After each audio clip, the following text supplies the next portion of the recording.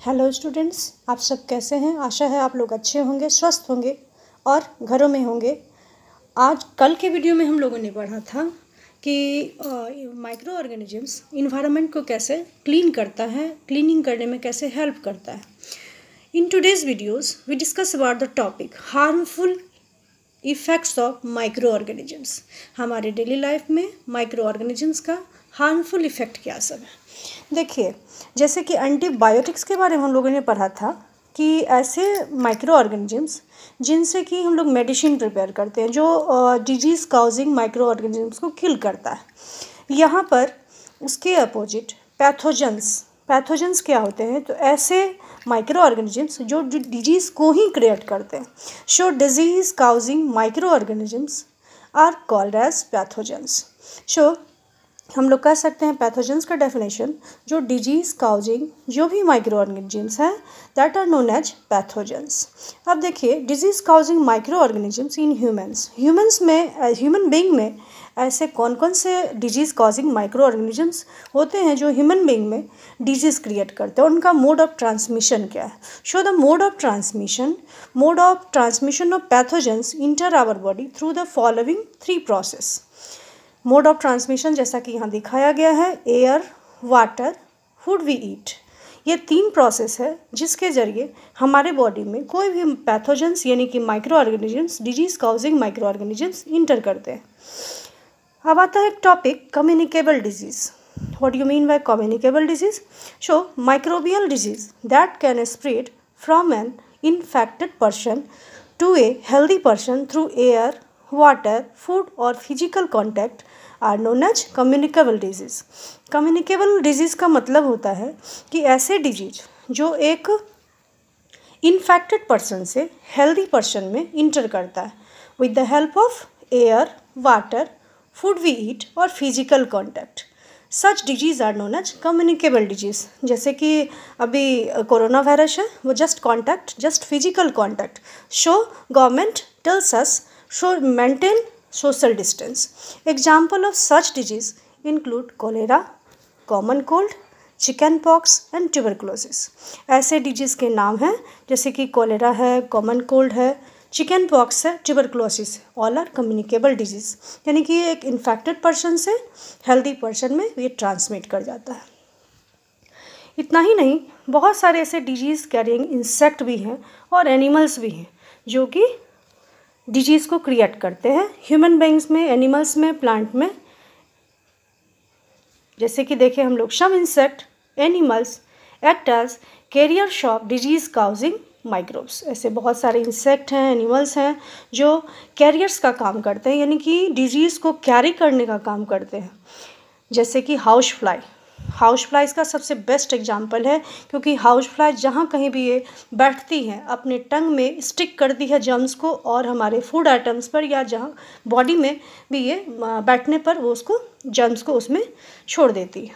Another example of carrier is the female anopheles mosquito.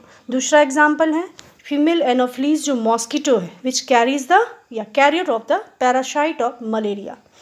जो दूसरा example है वो है मच्छर, मॉस्किटो, फीमेल एनोफिलीज, जिसके काटने से मलेरिया नामक डिजीज़ होती है। Female aedes mosquito act as carrier of dengue fever. Dengue fever जो होता है, जो डेंगू वायरल डिजीज़ है, वो एडिस मच्छर के काटने से होती है। How can we control the spread of malaria और डेंगू? देन क्वेश्चन यहाँ पर आता है कि कैसे हम लोग मलेरिया और डेंगू को कंट्रोल करेंगे, उसका स्प्रेडिंग ना हो तो उसको कंट्रोल कैसे करेंगे। So all mosquitoes breed in water. देखिए, जितने भी मॉस्किटोज होते हैं वो लगभग वाटर में ब्रीड करते हैं। ब्रीड करना मीन्स जन्म लेना, वहाँ पर ग्रोथ करना। Hence one should not let water collect anywhere in coolers, tyres, flower pot etc। देखिए, इसलिए हम लोगों को इस बात का पूरा ख्याल रखना चाहिए, पूरे ध्यान केयरफुली देखना चाहिए कि वाटर कहीं भी कलेक्ट ना हो, किसी भी जगह पर ज़्यादा वाटर का कलेक्शन नहीं हो। स्टैंडिंग वाटर जहाँ कहीं भी है उसको स्टॉप करना चाहिए, उसको रोकना चाहिए, हटा देना चाहिए। जैसे कूलर में भी पानी यदि ज़्यादा दिनों से जमा है तो वहाँ भी जर्म्स क्रिएट हो सकता है। टायर्स में, फ्लावर पॉट में, तो टाइम टू टाइम उस सभी वाटर को चेंज करते रहना चाहिए। By keeping environment clean and dry, we can prevent mosquitoes from breeding.